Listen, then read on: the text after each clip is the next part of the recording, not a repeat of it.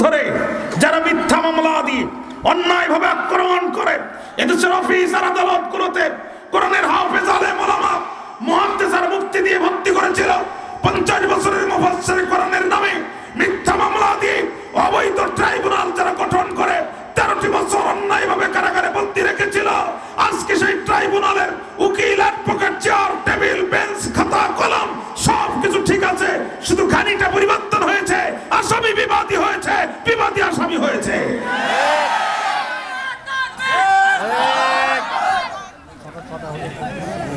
হ্যাঁ ঠিক আছে। কোনটা কোনটা তকবির দিছে কোনটা? এটা কি মোবাইল চালায় তকবির দেয়? দেখছেন এদের অবস্থা দেখেন, এরা এক কাজে দুই, প্রত্যেকটার হাতে মোবাইল দেখেন, একদিকে ফেসবুক চালাচ্ছে আবার ওয়াজও শুনতেছে তকবিরও মারতেছে। এরা ওয়াল স্কয়ার, এরা তারা এমনি তাড়ায়নি, এদের তো কোয়ালিটি সম্পূর্ণ। এরা বড় লোকে 17 বছর পারেনি, এরা 7 দিনই তা পারে দিচ্ছে।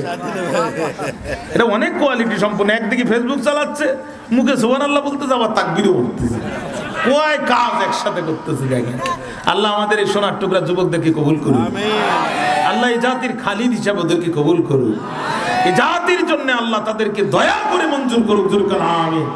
ভাইরা আমার, আজকের এই মাহফিলের মাধ্যমে বিপ্লবী সরকারের প্রধান ডক্টর ইউনূসকে বলতে চাই, আপনি কোমর সোজা করে দাঁড়ান, আপনি মাথা সোজা করে দাঁড়ান। 17টি বছর যেই তারকার যেই ওসির আমার জাতির উপরে জুলুম করেছে, আমরা প্রত্যেককে এই ট্রাইব্যুনালে বিচারের কাঠগড়ায় দেখতে চাই। অন্যায়ভাবে আমার যে ভাইগুলোকে ক্রসফায়ার দিয়েছে, আমার যে বোনগুলোকে বিধবা করা হয়েছে, কোরআনের হাফেজ যাদেরকে হত্যা করা হয়েছে, প্রতিটা জুলুমের বিচার এই বাংলার মসজিদে আমরা দেখতে চাই। কোন জালেম যেন বিচারের কাঠগড়া থেকে রেহাই না পায়। কারা কারা রাজি আছেন দুই হাত তুলে আল্লাহকে দেখায় দেন। আল্লাহু তাকবীর, আল কোরআন আলা আলা, কোরআন কোরআন চালো, আল্লাহু তাকবীর। আত্মা ভাইরা, 7 জন যুবক এক জায়গায় বসে বলল মূর্তি পূজা মানি না, সাথে সাথে দেন গরম পানি, সাথে সাথে গ্রেপ্তার হয়ে গেল। গ্রেপ্তার করে নিয়ে দাকিয়ানুসের সামনে তাদেরকে দাঁড় করালো। দাকিয়ানুস একদিকে, 7 জন যুবক একদিকে। মনোযোগ আছে আপনাদের প্রিয় ভাই? মনোযোগ আছে? শুধু যুবকদেরকে সে গ্রেপ্তার করেনি, এই যুবকদের পিতামাতা। শোনেন, আমাদের বর্তমানে যেটা বিদায় নিছে এই দেশ থেকে, এটাও হুবাহু দাকিয়ানুস, তবে এটা হচ্ছে লেডিস ভার্সন। এটা কি ভার্সন? এ মাল একই, মডেল ভিন্ন। মাল একই মাল, কিন্তু মডেলটা একটু ভিন্ন। দাকিয়ানুস ছিল পুরুষ মানুষ, আর এটা হচ্ছে লেডিস, মেয়ে মানুষ। যুবকদের এবং তাদের পিতামাতাদের এক জায়গায় করা হলো। এবার যুবকদেরকে দাঁড় করায় বলা হলো, বলো তো দেখি তোমরা কি বলতে চাও। আমি যে সারা দেশে মূর্তি তৈরি করেছি, এই দেশে থাকতে গেলে আমার বাবার মূর্তির পায়ে সিজদা দিয়ে থাকা লাগবে। এই দেশে থাকতে গেলে আমার বাবার মূর্তি অফিস আদালতে, ইভেন কি যেখানে বুখারী শরীফ আছে, কোরআন আল কারীমের তাফসীর আছে, ওই মাদ্রাসাগুলোরও মাথার উপরে, প্রিন্সিপালের মাথার উপরে আমার বাবার মূর্তি টানায় রাখা লাগবে। এই দেশে থাকতে গেলে মূর্তি বানায় রাখা লাগবে। আমার আল্লাহকে নবী আপনি জানেন, 7 জন যুবক তখন দাকিয়ানুসের সামনে মাথা উঁচু করে দাঁড়ায় গেল। শুধু দাঁড়ালো না, ওরা যখন হিম্মত করে দাঁড়ালো, ওয়ারাবাতনা আলা কুলুবিহিম, আমি ওদের অন্তরকে আরো শক্ত করে দিয়ে দিলাম। ভাইরা আমার, আল্লাহ রাব্বুল আলামিন বলেন, ওয়ারাবাতনা আলা কুলুবিহিম ইয কামু ফাকালু রব্বুনা রব্বুস সামাওয়াতি ওয়াল আরদি লান নাদউয়া মিন দুনিহি ইলাহাল লাকাদ কুলনা ইযান শাতাতা। জোরে কোন, জোরে কোন, আরো জোরে বলেন আল্লাহু আকবার। 7 যুবক দাঁড়িয়ে বলে, দাকিয়ানুস শোনো, আল্লাহ রাব্বুল আলামিন বলেন, ওয়ারাবাতনা আলা কুলুবিহিম, আমি তাদের অন্তরকে আরো সুদৃঢ় করে দিলাম। ইয কামু, যখন তারা দাঁড়ালো, ফাকালু, অতঃপর বলল, হে দাকিয়ানুস, রব্বুনা রব্বুস সামাওয়াতি ওয়াল আরদ, আমাদের রব তো তিনি, আসমানের রব যিনি, আমাদের রব তো তিনি, জমিনের রব যিনি, সুবহানাল্লাহ। আমাদের রব তো তিনি, জীবন দেন যিনি।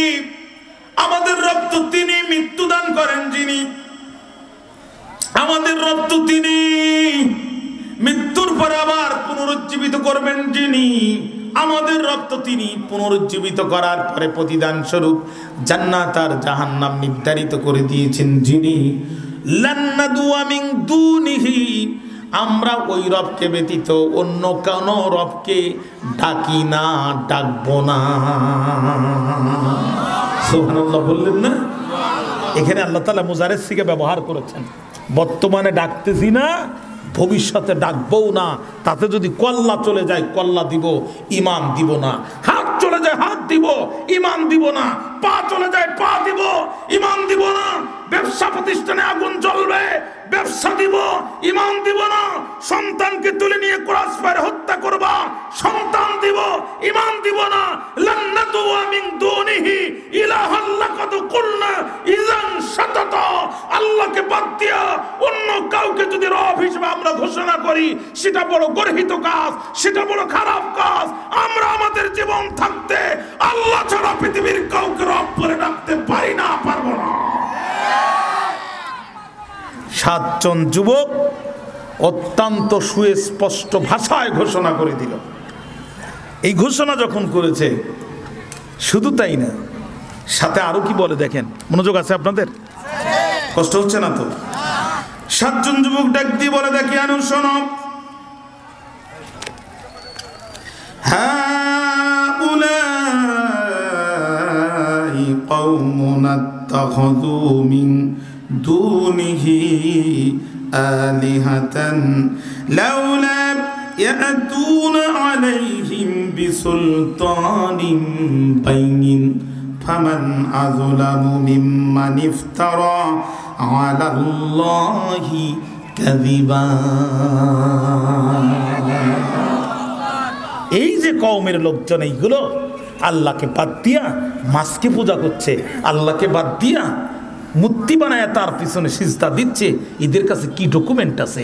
যদি কোনো ডকুমেন্ট থাকে বিসুলতানিন বাইয়িন, তাহলে তারা সেইটা প্রকাশ করুক। আর ওই ব্যক্তির চেয়ে বড় জালেম আর কে হতে পারে? ফামান আযলামু মিম্মান ইফতারা আলাল্লাহিল কাযিবা, যারা আল্লাহর নামে মিথ্যা প্রতিপন্ন করে, ওর চাইতে বড় জালেম আর কে হতে পারে? লান্নাতুয়া মিন দুনিহি ইলাহা, আমরা আল্লাহকে বাদ দিয়া অন্য কাউকে ইলাহা হিসাবে মানতে পারবো না। তাতে তোর যা আছে তুই করবি, আর আমাদের রব যা করার আমাদের উপরে তাই করবে। সুবহানাল্লাহ। 7 যুবক যখন এই ফয়সালা দিয়ে দিছে, দাকিয়ানুসের মাথা ঘুরে গেছে। ই আবার কোন রাজাকার রে? ই আবার কোন রাজাকার? দাকিয়ানুস বলছে, তোদের মৃত্যুদণ্ডে ঝুলানো হবে, তোদের নামে যুদ্ধাপরাধের মামলা হবে, রাজাকারের তালিকায় তোদের নাম ঢুকায় দেওয়া হবে। স্বৈরাচারের মুখের চাপা তো অন্যরকম চাপা। হ্যাঁ, অন্যরকম চাপা না? 3 জন মানুষ ট্রেনের তলে চাপা পড়ে মারা গেছে। কয়জন? 1 জন যে তাড়াতাড়ি থানায় বলছে, স্যার 2 জন মানুষ মরছে আর একজন স্বৈরাচারের চামচা মরছে। তো ওরা তো মারা গেছে, তা তুই কেমনে বুঝলি যে ওটা স্বৈরাচারের চামচা? কয়, স্যার যেটা স্বৈরাচারের চামচা এটা দিকে খেয়াল করেন, ওর হাতের কিছু হয়নি, ওর পার কিছু হয়নি, ওর হাত ভেঙে গেছে, ওর পা ভেঙে গেছে, ওর মাঝখান থেকে বডি 2 ভাগ হয়ে গেছে, কিন্তু স্যার ওর মুখ ঠিক আছে, ওর চাপার কিচ্ছু হয়নি। কথা বোঝেননি? চাপা ঠিক আছে। দাকিয়ানুস বলছে, তোদের তো শুলে চড়ানো হবে, তোদেরকে উন্মুক্ত মঞ্চে মুক্তাঙ্গনে ফাঁসির কাস্টে ঝুলানো হবে। তোদের হাতে সময় 3 দিন। জোরে বলেন, কয়দিন? একটু মনোযোগ দেন। সময় কয়দিন? 3 দিন। আর পিতামাতাদেরকে বলছে, এদেরকে বাঁচাও, এদেরকে বুঝাও, এদেরকে বুঝাও। 3 দিন সময়। 3 দিন সময় যখন পেল, যুবকেরা রাত্রি মিটিং বসলো, বন্ধু আমাদের সামনে সময় 3 দিন, সিদ্ধান্ত নেওয়ার সুযোগ 2টা রাস্তা খোলা আছে, আর সব রাস্তা স্বৈরাচার বন্ধ করেছে। আইন আদালতে গেলে বিচার পাবো না, থানায় গেলে মামলা করতে গেলে উল্টা মামলা দিয়ে বিদায় দেবে। কোনো জায়গায় রাস্তা, সব জায়গায় তালা, শুধু 2টা রাস্তা খোলা। একটা হচ্ছে হয়তো শাহাদাতের জীবন, তা না হলে আত্মগোপন। এই 2টা পয়েন্টের উপরে আমি একটু কথা বলবো, যদি আপনাদের মনোযোগ পাই। মনোযোগ আছে প্রিয় ভাইরা? 1 নাম্বার শাহাদাতের জীবন। 1 নাম্বার কি? যুবকেরা বলল, টেনশন করার কারণ নাই, 3 দিন পরে আত্মসমর্পণ করব। মুক্তাঙ্গনের উন্মুক্ত মঞ্চে দাকিয়ানুজ আমাদের গলার মধ্যে ফাঁসির কাষ্ঠ দিয়ে দেবে, আমরা শাহাদাতের কোলে ঢুকে পড়ব রক্তমাখা জামা কাপড় নিয়া। কাল কিয়ামতের দিন আল্লাহর দরবারে হাজির হয়ে নবীদের আগে আমরা আল্লাহর জান্নাতে চলে যাব।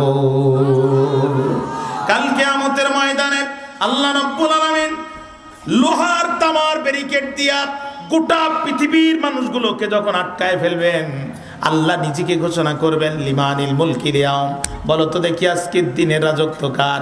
চারিদিক থেকে আওয়াজ আসবে লিল্লাহি ওয়াহিদিল কাহার, আজকের জমিনের একমাত্র রাজত্ব তার, আসমান জমিনের মালিকানা যার। আল্লাহ যখন একবার জব্বার আর কাহার রূপ ধারণ করবে, গোটা পৃথিবীর মানুষ লোহার তামা দিয়ে আটকানো থাকবে। ও প্রাণের ভাইরা, ইব্রাহিম আলাইহিস সালামের মতো সিনিয়র পয়গম্বররা থরথর করে কাঁপতে থাকবে, মুসা আলাইহিস সালামের মতো পয়গম্বররা ভীতে ভয়ে তটস্থ হতে থাকবে। ওই দিন আল্লাহর সামনে কেউ মাথা উঁচু করার সাহস পাবে না। কিন্তু এক শ্রেণীর লোক সেই দিন দেখা যাবে মাথা উঁচু করে কাউকে মানবে না, আল্লাহকে ভয় করবে না। মাথা উঁচু করে আল্লাহকে ভয় না করে আল্লাহর সামনে দিয়ে হেঁটে জান্নাতে চলে যাবে। আল্লাহ পিছন দিক থেকে ডাক দিয়ে বলবে, দাঁড়াও, কারা তোমরা? কারা? পরিচয়টা একটু দিয়ে যাও। তখন তারা পিছন দিকে ফিরে বলবে, আল্লাহ, আমরা এই তো তারা, দুনিয়াতে দিন কায়েমের প্রয়োজনে তোমার ওহীর আহ্বানে রাজপথে বুকের তাজা রক্ত ঢেলে দিয়েছিল যারা, আল্লাহ আমরা হলাম তারা। আল্লাহ সন্তানের মায়া করি নাই, যুদ্ধের ময়দানে জীবন দিয়েছি, বাসর সজ্জায় কেলাতি মেরেছি, কোরআনের জন্য জীবন দিয়েছি। আল্লাহ আমরা তো তারা। আল্লাহ তোমার নবীর উপরে আঘাত এসেছে, রানী শঙ্করের রাজপথে দাঁড়িয়েছি, পুলিশ বুকের মধ্যে গুলি করে দিয়েছে। আল্লাহ এখনো দেখো বুলেট বুকের মধ্যে আছে, আল্লাহর রক্তে জামা কাপড় এখনো আছে। তুমি আমাকে দাফন করেছে, মাটি পর্যন্ত আমার জামা কাপড় স্পর্শ করে নাই। আল্লাহ আমার শরীরের পশমটা পর্যন্ত ঠিক আছে। আল্লাহ আমরা তো তারা যারা তোমার দিনের জন্য বিভিন্ন প্রান্তরে জীবন দিয়েছি, আমরা হলাম শহীদ। আল্লাহ বলবে, বান্দা কোথায় যাও? তখন বলবে, আল্লাহ জান্নাতের দিকে যাই। আল্লাহ কয়, বান্দা জান্নাতের দিকে তো যাবা, তবে নতুন করে একটা কিছু চাও, কিছু আমার কাছ থেকে আরো একটু নাও। তখন তারা বলবে, রব্বুল আলামিন দিতে যদি চাও, মনোযোগ আছে, দিতে যদি চাও জীবনটা আর একবার ফিরায় দাও, দুনিয়াতে আর একবার যাব, তোমার কোরআনকে হাতে নিয়া আর একবার স্লোগান দিব, বুকের তাজা রক্তটা জমিনে ঢেলে দিয়ে শহীদ হব। আল্লাহ তখন ডাক দিয়ে বলবে, বান্দারে, হে আমার বান্দা, তোদেরকে এত নির্মমভাবে হত্যা করেছে, গলার পরে পা দিয়ে দাঁড়ায় বন্দুকের নল বুকের সাথে ঠেকায় গুলি করে দিয়েছে। জীবন্ত মানুষগুলোকে হত্যা করার পর ওদের কলিজা ঠান্ডা হয়নি। মৃত লাশের উপরে দাঁড়িয়ে ওরা ড্যান্স করেছে, পিটায় পিটায় সাপের মতো হত্যা করে ওদের মাথা ঠান্ডা হয়নি। মৃত লাশের উপরে দাঁড়িয়ে ওরা নৃত্য পর্যন্ত করেছে। কেউ বা পা দিয়ে হাতটা ছিঁড়ে নিয়েছে। ওরে আমার বান্দারে, হত্যা করার পরে তোদের লাশটা ট্রেন লাইনের উপরে ফেলে দিয়েছে। চলন্ত ট্রেনের নিচে পড়ে তোদের লাশটা 3 খণ্ড হয়ে গেছে। রমজান মাসে তোদের হাত দুটো উপরে দিয়া একটানা 15 দিন 20 দিন পর্যন্ত রাত্রে দাঁড় করা রেখেছে। একটি সেকেন্ড পর্যন্ত তোদের ঘুমাতে দেয়নি। রে আমার বান্দা, এরপরও কেন তোরা দুনিয়াতে ফিরে যেতে চাস, আবারও কেন শহীদ হতে চাস? তখন তারা বলবে, রব্বুল আলামিন শাহাদাতের মৃত্যু বরণ করতে, শাহাদাতের মৃত্যু দেখতে বড় কষ্ট লাগে, কিন্তু বরণ করতে কষ্ট লাগে না। শাহাদাতের মৃত্যুর মধ্যে এত মজা, এত মজা। আয় আল্লাহ, যারা শহীদ হয়নি তারা ছাড়া কেউ বুঝবে না। মাওলা গো, দিতে যদি চাও জীবনটা আর একবার ফিরে দাও, জিহাদের ময়দানে আবারও যাব, আর তোমার দিনের জন্য জীবনটা আর একবার দান করব। চিৎকার করে একবার বলেন না মারহাবা। আমরা শহীদ হতে চাই না? আমরা শহীদ হতে চাই না? যত বড় আলেম হন, যত বড় মুফাসসির হন, যত বড় মুফতি হন, যত বড় মাদ্রাসার প্রতিষ্ঠাতা হন, যত বড় শাইখুল হাদিস হন, আল্লাহর কসম করে বলি, মৃত্যুর পরে আপনাকে কবরে থাকা লাগবে। ইসরাফিলের দ্বিতীয় বাঁশির ফুৎকার হবে, কাপড় ছাড়া কবর থেকে উঠতে হবে, আপনাকে আল্লাহর আদালতে দাঁড়াতে হবে। কুল্লু উম্মাতিহি, আল্লাহর কাছে একা একা আপনাকে যেতে হবে, আল্লাহর কাছে হিসাব দিতে হবে, তারপরে জান্নাত আর জাহান্নামের ফয়সালা হবে। কিন্তু যদি আপনি আল্লাহর কোরআনের জন্য জীবনটা দান করে শহীদ হতে চান, আজরাইল আলাইহিস সালাম আপনার জানটা ধরে টান মারবে আর সরাসরি আল্লাহর জান্নাতের মধ্যে ছুরি মারবে। আল্লাহ তুমি আমাদেরকে শাহাদাতের মৃত্যু ভিক্ষা দাও, আল্লাহ তুমি আমাদেরকে শাহাদাতের মৃত্যু ভিক্ষা দাও। জোরে কর না আল্লাহুম্মা আমিন, আর জোরে বলেন না আল্লাহুম্মা আমিন।